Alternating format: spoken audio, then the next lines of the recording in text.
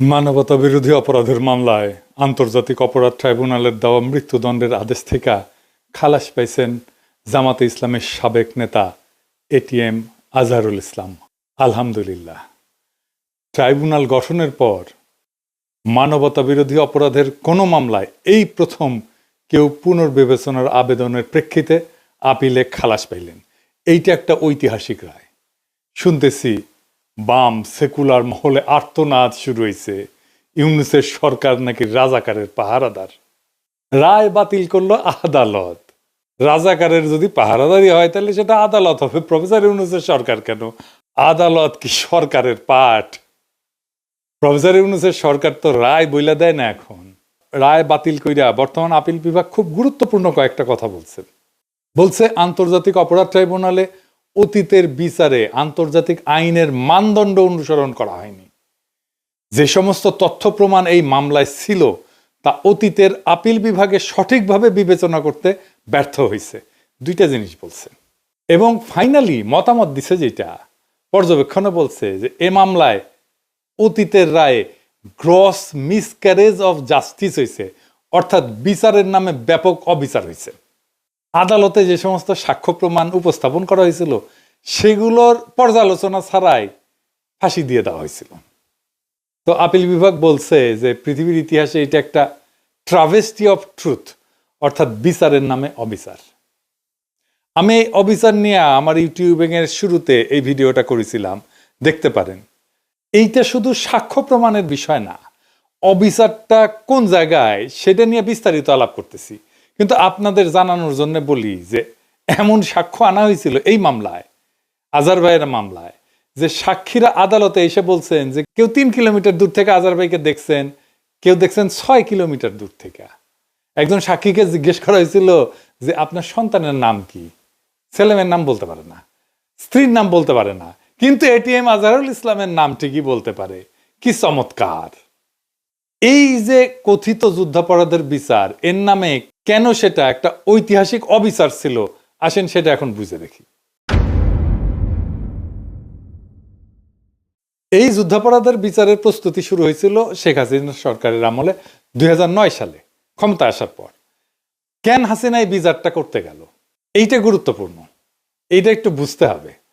2001 সালের 8ম জাতীয় সংসদ নির্বাচন ছিল বাংলাদেশের রাজনীতির নির্ধারক। বিএনপি ওইখানে 41.40% ভোট পাইছিল আর 193টা আসন পাইছিল। আওয়ামী লীগ পাইছিল একটু কম বিএনপির চেয়ে, খুব বেশি কম না, কিন্তু 40.02% ভোট। এটা সে পাশের দুইটা উপর নিচ করে লিখে দেন। আর আসন পাইছিল কত? 62টা। জাতীয় পার্টি পাইছিল 7.22% ভোট, 14টা আসন পাইছিল। আর জামাত পাইছিল 4.28% ভোট, 17টা আসন পাইছিল। বিএনপি জামাত মোট পায় 210টা আসন। আপনারা খেয়াল করলে দেখবেন যে ভোট যে পরিমাণে পাইছে, যে পার্সেন্টেজে পাইছে বিএনপি জামাত, তার চেয়ে আসন সংখ্যা অনেক বেশি। কেন? কারণ বিএনপি আর জামাতের ভোট একসাথে হয়েছিল। বিএনপির সিটে সে জামাতের ভোট পাইছে, জামাতের সিটে সে বিএনপির ভোট পাইছে। তো আপনি খেয়াল করলে দেখেন যে আওয়ামী লীগ আর বিএনপির ভোটের তফাৎ কিন্তু বেশি না, 1.5%-এরও কম। এইখানেই আসল ঘটনা। কি সেই ঘটনা? বিএনপি আর জামাত যদি একসাথে থাকে তাইলে আওয়ামী লীগের কোনো চান্স নাই, জিন্দেগিতে সে ক্ষমতায় আসতে পারবে না। তার ক্ষমতায় আসার জন্য দুইটা জিনিসের দরকার: জামাত আর বিএনপির ভোট ভাগ করিয়া দেওয়া, আর জাতীয় পার্টিকে কাছে টানা। এইটাই আসলে ইন্ডিয়ান প্ল্যান। বিএনপি জামাত সারুক, এটা বাঙ্গ প্রগতিশীলদের একটা দাবি না দীর্ঘদিন থেকে? 2008 সালের নির্বাচনে আওয়ামী লীগ তাই করলো। এখন দ্বিতীয় কাজ হইতেছে জামাতকে ধ্বংস করে দেওয়া। কি করলো 2008 সালের নির্বাচনে? জাতীয় পার্টির সাথে নিয়ে নির্বাচন করলো, বিএনপি আর জামাত আলাদা আলাদা নির্বাচন করলো। এখন দ্বিতীয় কাজ হচ্ছে জামাতকে ধ্বংস করে দেওয়া, মূলত তার শীর্ষ নেতাদের মাইরা ফেলা, তাদের নিয়ন্ত্রিত আর্থিক প্রতিষ্ঠানগুলো হয় ধ্বংস করে দেওয়া অথবা দখল নিয়ে দেওয়া। এইভাবে ইসলামী ব্যাংক গেল, তাই না? আর বিএনপির মধ্যে খুবই হার্ডকোর যারা ন্যাশনালিস্ট, এদেরকেও মেরে ফেলা, যেন তারা কখনোই জামাত আর বিএনপির মধ্যে ঐক্য নিয়ে দলের মধ্যে ওকালতি করতে না পারে। এভাবেই সালাউদ্দিন কাদের চৌধুরীকে ফাঁসি দেওয়া হইল। এবার বুঝতে পারতেছেন তো কেন, কাকে, কিভাবে এই মামলায় ঢোকানো হয়েছে এবং ফাঁসি দেওয়া হয়েছে। এই কাজটা করার জন্য সে বাইসা নিল ওয়ার অন টেররের বয়ান। সেটা কি? বুশ আর ব্লেয়ার মিলে তখন সন্ত্রাসের বিরুদ্ধে অনন্ত যুদ্ধ করতেছে, মানে ইসলাম কোপাইতেছে সারা দুনিয়ায়। হাসিনা যে বললো এই যে জামাত এই হচ্ছে সেই ইসলামী জঙ্গি যারা 1971 সাল থেকে এই অঞ্চলে সন্ত্রাসবাদ চালায় যাইতেছে। ইনু এটা ভুলভাল হিন্দিতে সাক্ষাৎকার দিছিল, আপনারা সেটা শুনলে বুঝতে পারবেন কোন ন্যারেটিভ হাসিনা ইনু এরা তৈরি করছিল জামাতের বিরুদ্ধে। শুনেন। 71 सन का मुक्तियुद्ध में पाकिस्तान हमका विरुद्ध था एवं पाकिस्तान हमका साथ लड़ाई किया था। उस टाइम से जमात इस्लामी एक आतंकवादी संगठन था जो मानुष को आदमी को मार दिया, नारी को मार दिया। वो संगठन पाकिस्तान बैक करता है एवं वह संगठन का जो आदमी मारा था उसका लिए विचार कर रहा है, फांसी भी हो गया। ये संगठन का साथ पाकिस्तानी का एवं पाकिस्तानी गोयंदा संस्था ISI का गंभीर ताल्लुक है। ये रिसेंटली पाकिस्तानी कूटनीतिक जो है, डिप्लोमेट जो है, वो बांग्लादेश में धरा पड़ा।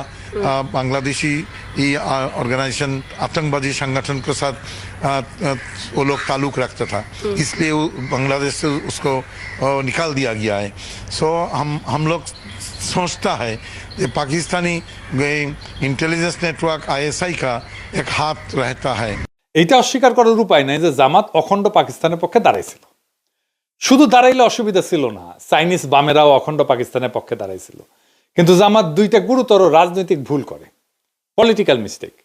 এক, 1971 25শে মার্চ গণহত্যার প্রতিবাদ করে নাই। গণহত্যা একটা জাতির জীবনে একটা অতি গুরুত্বপূর্ণ এবং বেদনাবহ অধ্যায়, এইখানে আপনাকে মজলুমের পক্ষ নিতেই হবে। 2 নাম্বার রাজনৈতিক অপরাধ হইতেছে সেই সময় প্রাদেশিক সরকারে জামাত যোগ দেয়। 3 জন মন্ত্রী ছিল জামাতের।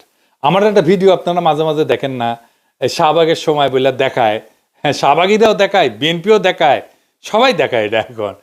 তো ওইখানে আমি একই কথা বলেছিলাম, শাহবাগের টাইমে আমি এই বক্তব্যটাই দিছিলাম। শুনেন। একটা জিনিস বুঝতে হবে, Jamaat was not a mere collaborator, Jamaat was part of East Pakistan provincial government. তারা 4টা মন্ত্রী ছিল, commerce, revenue, industry and education. 4টা মন্ত্রী নিয়ে ইস্ট পাকিস্তান প্রভিন্সিয়াল গভর্নমেন্ট যারা গণহত্যা চালিয়েছে, যারা সেই আর্মিকে, পাকিস্তান বর্বর আর্মিকে নেতৃত্ব দিয়েছে, সেই সরকারের পার্ট ছিল জামাত ইসলাম। সো সেই গণহত্যার, মুক্তিযুদ্ধের সময়ের গণহত্যার সমস্ত অপরাধের নৈতিক এবং বাহ্যিক ব্যবহারিক দায়িত্ব এই সংগঠনটাকে নিতেই হবে। তো এখন ধরেন হাসিনা পড়ল না 5ই আগস্ট, সে তার সরকারে তারপরে নিল আনু মোহাম্মদকে নিল, জুনায়েদ সাকিকে নিল, সিপিবিকে নিল। তো এরা কি তাইলে সেই গণহত্যার দায় নিল না? তো দুইটা মিস্টেক। তো জামাতকে এই প্রশ্নের ফয়সালা করতে হবে বাংলাদেশের রাজনীতিতে। এটা আমি জামাতকে সবসময় পরামর্শ দিই। আমি ওই সময় ওই বয়সে মিস্টেকটা খুব সঠিকভাবে ধরতে পারছিলাম। কিন্তু জামাতের অখণ্ড পাকিস্তানের পক্ষে থাকার দৃষ্টিভঙ্গিটা রাজনৈতিক, মানে এই সিদ্ধান্ত রাজনৈতিকভাবে নেওয়া। কিন্তু কোনো সিদ্ধান্তের ন্যায় অন্যায় বা দায় দায়িত্বের বিচার যদি আদালতে তোলা হয়, সেখানে আদালত সেই রাজনীতির ভালো মন্দের দিক বিচার করতে পারে না, করেও না। আদালতের এটা কাজ না। কারণ কোন রাজনীতি ভালো নাকি মন্দ সেটার বিচার আদালতের এখতিয়ারের বাইরের বিষয়। ধরেন আওয়ামী লীগ ভালো নাকি বিএনপি ভালো, এই বিচারের ক্ষমতা কি এখতিয়ার আছে আদালতের? কোন দল হিসেবে আপনি তখনই তার বিচার করতে পারেন যদি সে ফৌজদারি অপরাধ করে। ধরেন হাসিনা খুন করছে, গুম করছে, ক্রস ফায়ার করছে, আয়নাঘর বানাইছে, এগুলো সবই ফৌজদারি অপরাধ। ভোটাধিকার হরণ করছে, এটাও রাষ্ট্রের জনগণের বিরুদ্ধে অপরাধ। তাইলে 71-এর অপরাধের জন্য কি যে আমাদের বিচারের সুযোগ কি নাই? অবশ্যই আছে এবং ছিল, কিন্তু কি সেটা? একটা জিনিস খেয়াল করেন যে 71 সালে জামাত যে রাজনৈতিক ভূমিকা নিয়েছিল, এটা ছিল জামাতের রাজনৈতিক সিদ্ধান্ত এবং সেই অনুযায়ী সে কাজ করছে। কিন্তু সেই কাজ করতে গিয়া যদি সে ফৌজদারি অপরাধ ঘটায় ফেলে, আদালত অবশ্যই সে অপরাধগুলোর বিচার করতে পারে এবং করবে। এই জন্যেই আইনি পরিভাষা অনুযায়ী আদালতের এখতিয়ার আছে শুধুমাত্র আইনি অপরাধের বিচার করার। মাথায় রাখেন, আইনি অপরাধ, আইন বলে যেটা অপরাধ, সবকিছু অপরাধ না, আইন বলে। অর্থাৎ আদালত কেবল লিগাল পার্ট বা আইনি দিকগুলোর বিচার করবে। ধরেন 71 সালে ইয়াহিয়া সরকারকে জামাতের সমর্থন দেওয়া কিংবা সেই সরকারে অংশগ্রহণ করা, এগুলো সবই রাজনৈতিক সিদ্ধান্ত। এটা কখনো বেআইনি অথবা আইনের চোখে অপরাধ না, কিন্তু রাজনৈতিক চোখে এটা অপরাধ, এটা ভুল। ফলে এটা কঠোরভাবে নিন্দনীয় এবং সে কারণে এটা অগ্রহণযোগ্য। কিন্তু খেয়াল করলে দেখবেন এই যে রাজনৈতিক ভুলের নিন্দা এটা কে করে, কে রায় দেয়? জনগণ দেয়, আদালতের রায় না। এই রায় দেওয়ার মালিক একমাত্র জনগণ। তার মানে যুদ্ধাপরাধের বিচার কিন্তু কারো পলিটিক্যাল অ্যাক্টের বিচার না। পলিটিক্যাল অ্যাক্ট করতে গিয়া তার সাথে সাথে যদি কোনো ফৌজদারি অপরাধ ঘটায় বসে সেই সবের আইনি দিক বিচার করে দেখাটাই কেবল বিচারকদের কাজ এবং এখতিয়ারের বিষয়। হ্যাঁ, এটা আমরা আলাপ করছি যে ৭১ সালে মুক্তিযুদ্ধে জামাতের যে পলিটিক্যাল অ্যাক্ট, এই দিক দিয়ে বিচার করতে গেলে জামাত তো অন্যায় করছে এবং জনগণ সেটা মনে করে। কিন্তু এই কথিত যুদ্ধাপরাধের বিচারে সরকার সবসময় একটা বিশেষ সুবিধাজনক অবস্থায় ছিল। কি সেই সুবিধা? সেই সুবিধাটা হইলো এই বিচারের রায়ের আগেই পাবলিক মনে করে যে জামাত অপরাধী, যদিও পাবলিকের এই মনোভাব এবং তার সিদ্ধান্ত এইগুলা কোনো আইনি দিক বিবেচনা করে নেওয়া রায় না, কিন্তু এগুলা মূলত পাবলিকের সেন্টিমেন্ট, রাজনৈতিক বিবেচনা। আর এই সুবিধা কাজে লাগাইয়া পাবলিকের রাজনৈতিক অবস্থানের উপরে ভর কইরা সরকার বা আদালত বড় অকাম করে ফেলছে। এটা বেআইনি এবং অবৈধ হওয়া সত্ত্বেও এইখানেই এই যুদ্ধাপরাধ আদালতের দায়। যুদ্ধাপরাধের বিচারের নামে শেখ হাসিনার কথিত সেই আদালত এই অন্যায় কাজটা করছে মৌলিকভাবে ৩ জায়গায়। ১ নাম্বার, একটা অপরাধ যখন সংগঠিত হইতেছে আপনার তখন জানা থাকা লাগবে যে এইটা অপরাধ। ধরেন বাংলাদেশের আইন হইল যে জাউরার সিল বলে ভিডিওতে সিল দেওয়া যাবে না, ফেয়ার এনাফ। তো আমি আর কাউরে ভিডিওতে সিল দিব না, এটা যখন আইন হয়েছে তারপর থেকে। কিন্তু আজ থেকে 10 বছর পরে আইন বানায় আমার আইসা যদি ধরে বলে ওই তুমি 10 বছর আগে জাউরার সিল দিছিলা না তোমার ভিডিও, তো তোমার ফাঁসি হবি, এটা বললে তো হবে না। এটা বললে হবে যুদ্ধাপরাধ বিচারের ট্রাইব্যুনালের আইন সব বানানো হয়েছে হাসিনার আমলে। বানায় বলা হইতেছে তুমি ওই 1971 সালে এই অপরাধ করছিলা, কারণ এটা এখন অপরাধ। তো হাসিনার আমলে আইন বানায় 40 বছর আগের একটা ঘটনা বিচার করা হচ্ছে, এটা করা যায় না। 2 নাম্বার, সাক্ষ্য আইন বদলায় দেওয়া। এখানে আইন কইরা নেওয়া হয়েছিল যে যুদ্ধাপরাধ বিচারের ক্ষেত্রে প্রচলিত সাক্ষ্য আইন প্রযোজ্য না, মানে কোনটাকে আমি সাক্ষ্য হিসাবে বিবেচনা করব, সেটা একটা সাক্ষ্য আইন আছে। তার মানে বিচারক যদি মনে করে যে লোক মুখে শোনা কথা সাক্ষ্য হইতে পারে, তাহলে শোনা কথাকেও সাক্ষ্য বলে গ্রহণ করা হবে। ফলে এটা আদতে কোনো বিচারই হয় নাই, হইতেই পারে না। পরিষ্কারভাবে একটা প্রেজুডিস, মানে ধরেন পত্রিকায় প্রকাশিত সংবাদকে সাক্ষ্য হিসেবে ধরা হয়েছে। যদি তাই হয় তাহলে তো আমারও ফাঁসি দেওয়া যাবে, আর তাজ হাসমিনও ফাঁসি দেওয়া যাবে। কারণ আমার নামে তো, তাজ হাসমিন নামে তো ভয়ঙ্কর সাইবার সন্ত্রাসী বইলা নিউজ ছাপাইছিল, তাই না, অনেক পত্রিকা। এখনো সালাউদ্দিন শোয়েব চৌধুরী বালসাল পত্রিকা আর্টিকেল লেখে তারা আমাদের ইসলামী জঙ্গি বলে। তাইলে বুঝেন কি ভয়ানক অবস্থা করে রাখছে। তার মানে যেটা সাক্ষ্য হিসাবে আদালতে বিবেচিত হয় না সেটাকেও সাক্ষ্য বানাইছে। আপনার নামে একটা পত্রিকায় নিউজ ছাপে দিবে, তারপর ওইটা দিয়ে আপনারে ফাঁসি দিয়ে দিবে। 3 নাম্বার, আদালতের বিচারের ক্ষেত্রে সুনির্দিষ্ট ধারার ঠিক কোন ধরনের কাজ করলে কোনটা অপরাধ গণ্য করা হবে, সে অপরাধের কি শাস্তি হবে, এই বর্ণনাগুলো তালিকা হিসেবে ধারাবাহিকভাবে কোড হিসেবে সাজানো থাকে। এটাকে বলে পেনাল কোড। আদালতে অভিযোগ দায়ের করার টাইমে অপরাধের ওই ধারাবাহিক নাম্বার উল্লেখ করে মামলা সাজানো হয়। এটাই আমাদের প্রচলিত ভাষায় অপরাধের ধারা বলি। যেমন ধরেন কওয়া যায় 302 ধারা মানে এটা খুনের অপরাধ, 420 মানে 420 বলি আমরা যেটা, এটা হইতেছে প্রতারণার অপরাধ। এইরকম খেয়াল করবেন যুদ্ধাপরাধের বিচারের আইনে কয়া দেওয়া হয়েছিল প্রচলিত পেনাল কোড এই বিচারের ক্ষেত্রে প্রযোজ্য না। এবার হাত পা বাইন্দা গোলপোস্ট যদি ইচ্ছামাফিক সরায় দেওয়া হয় তাহলে এটা কি আর বিচার বলা যায়? বিচার বলে কিছু অবশিষ্ট থাকে? তার মানে এখানে পুরাটাই বিচারকের খেয়াল খুশি মর্জির উপরে ছেড়ে দিয়া কথিত বিচারটা করা হয়েছে। ঠিক কোনটার কারণে এটা অপরাধ হিসেবে গণ্য হয়েছে এটা থেকে শুরু কইরা চার্জ গঠন, এমনকি ওই অপরাধের কারণে কি শাস্তি দেওয়া হবে সেটাও মর্জি মতো।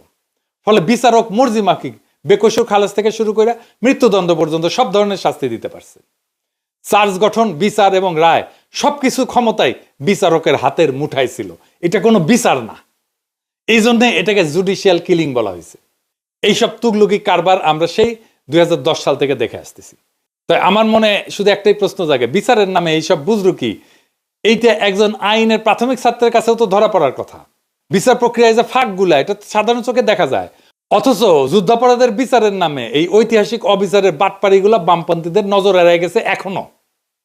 এখনো তারা হা হুতাশ করে। এমনকি যারা আইনের লোক তাদেরও, বামপন্থীদের কি দায় নাই তাদের নেতা কর্মীদের আইনের প্রাথমিক ধারণা দেওয়ার? আজাদ সাহেবের খালাস পাওয়ায় বামদের আজারিতে একটাই ব্যাখ্যা, সেটা হইতেছে ওনারা বাঙ্গু প্রগতিশীল এবং বুঝতেই পারতেছেন সেই কারণে ওনারা ধর্মবিদ্বেষী। কাজেই জামাত মারার নামে ধর্ম উচ্ছেদের এই মহান আয়োজনে এই সময় তো তিনি ঘরে বসে থাকতে পারেন না। প্রগতিশীলতার নামে, ইসলাম কোপানোর নামে সমাজের এই কথিত প্রগতিতে সামিল না হইয়া উনি কেমনে থাকবেন? কে জানে, বামেরা হয়তো সুখ অনুভব করছিল এইটা ভাইবা যে শাহবাগের এই উত্থান এটা নিশ্চয়ই বাংলাদেশের এক রয়ার এনেসা, এক নবজাগরণ, হোক না সেটা চরম অবিচারের রাস্তায়। তবুও আমেরিকা এবং শেখ হাসিনার কোলে বৈশা ইসলাম কোপানির এই মহোৎসব এটাতে সামিল না হওয়ার নস্টালজিয়ায় তারা ছাড়তে পারতেছে না। ওরা যেভাবে মনে করে 1971 ইসলামকে পরাজিত করা হয়েছিল, ঠিক একইভাবে মনে করে শাহবাগে তাদের ইসলাম কোপানির যুদ্ধের বিজয় হয়েছিল। তাই আজার ভাইয়ের মুক্তি একটা ল্যান্ডমার্ক, বাংলাদেশের জন্য একটা ঐতিহাসিক ঘটনা। যদিও অনেককে আমরা হারাইছি, হাসিনা পতনের মাত্র কিছুদিন আগে আমরা মাওলানা সাইদিকে হারাইছি। আরো অনেকে আছেন যেমন মাওলানা আবুল কালাম আজাদ, ওনার মামলাটার নিষ্পত্তি দরকার। এই সাথে 1975-এর আগস্ট বিপ্লবী যারা আছেন, ওনাদের মধ্যে যারা বেঁচে আছেন, তাদের মামলাগুলো ফয়সালা করে ওনাদের সসম্মানে দেশে ফিরে আনা হোক। আজার ভাইয়ের খালাস শুধু একজন মানুষের মুক্তি না, এটা বাংলাদেশের বিচার ব্যবস্থার উপর চাপায় দেওয়ার রাজনৈতিক প্রতিহিংসার মুখোশ খুইলা ফেলার প্রথম ধাপ। এরাই দেখাই দিল যে সত্যকে দমায় রাখা যায়, কিন্তু মুছে ফেলা যায় না। যুদ্ধাপরাধের নামে যে ট্রাইব্যুনাল বানানো হয়েছিল তা আদতে ছিল একটা রাজনৈতিক হত্যার যন্ত্র, যেখানে আইন ছিল সাজানো, সাক্ষ্য ছিল বানানো, আর বিচারকের মর্জি ছিল শাস্তির একমাত্র মানদণ্ড। আজকের এই ঐতিহাসিক রায় প্রমাণ করলো রাজনীতি দিয়া আইন চাপায় দেওয়া যায় না। এবং যখন এমন অন্যায় এক যুগ ধরে চলতে থাকে, তখন একদিন না একদিন ইতিহাস পেছন ফিরে তাকায়। আজ সেই ইতিহাসের মুহূর্ত। যারা একদিন ন্যায় বিচারের নামে হাততালি দিছে, তাদের এখন বুকে হাত দিয়ে ভাবা উচিত, আপনি কি সত্যি ন্যায় চাইছিলেন, বিচার চাইছিলেন, নাকি শুধু প্রতিপক্ষের ধ্বংস চাইছিলেন? আজার ভাইয়ের মুক্তি এটা শুধু জামাতের জয় না, এটা বিচার ব্যবস্থার একটা ক্ষণিকের পুনর্জাগরণ। আজার ভাইয়ের মুক্তি হলো একটা রাষ্ট্রের আত্মসমালোচনার শুরু। এখন সময় আসছে অন্যায়ভাবে যারা ফাঁসিতে ঝুলছেন এবং এখনো যারা পালায় বেড়াচ্ছেন, তাদের মামলাগুলোকে সবগুলোকে আবার পুনর্বিবেচনা করার।